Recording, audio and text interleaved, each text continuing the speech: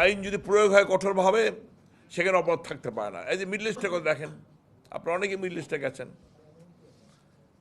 চুরি করলে তো হাত কেটে ফেলা হয়, যে কোনো অপরাধের জন্য কঠোর শাস্তি সেখানে আছে, প্রয়োগ করা হয়, যার জন্যে মিডল ইস্টে দেখবেন কোনো অপরাধ করতে সে সাহস পায় না সহজে।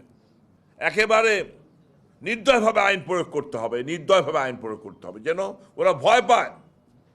ক্রিমিনাল যখন ভয় পায় তখন দেখবেন অপরাধ কমে যাবে। সে আমি অনুরোধ করবো স্বরাষ্ট্রমন্ত্রীকে, আইনমন্ত্রীকে অনুরোধ করবো, এদের কোনো ছাড় দেবেন না, সামান্য ছাড় দেবেন না, বরঞ্চ দ্রুততম সময়ের মধ্যে, 6 মাস করে তার কম সময়ের মধ্যে এদের বিরুদ্ধে ব্যবস্থা নেন।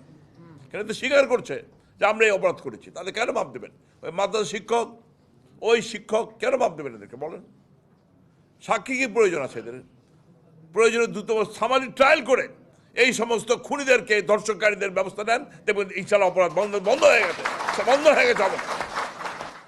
সামাজিক ট্রায়াল করেন, সামাজিক ট্রায়াল করে প্রয়োজনে এই সমস্ত ধর্ষক, এই খুনি নির্যাতনকারীকে শাস্তি দেন, দেখবেন বাংলাদেশে আর ইনশাল্লাহ এই অপরাধ করতে কেউ সাহস পাবে না। আপনাদের প্রয়োজনে পাড়া মহল্লা এই ধরনের সমাবেশ করে এই ধর্ষকদের বিরুদ্ধে রুখে দাঁড়াতে হবে, এই খুনিদের বিরুদ্ধে রুখে দাঁড়াতে হবে।